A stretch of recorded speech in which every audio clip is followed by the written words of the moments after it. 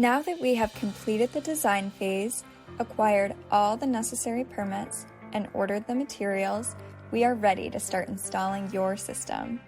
The installation typically takes about 1 to 2 days. If you are having a battery installed as well, the installation may take a few more days.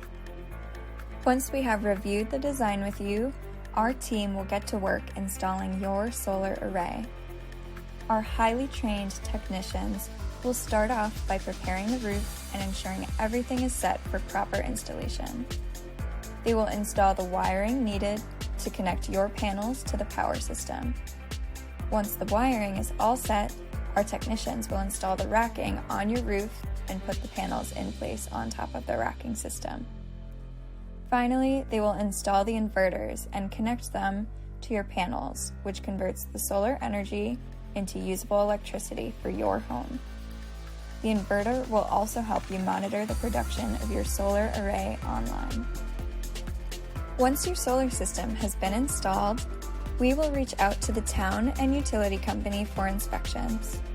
They will need to come inspect the system, ensure that everything was installed properly before giving approval to turn on the solar array. After the inspection, we will move forward to get permission to operate so that you can turn on your solar system.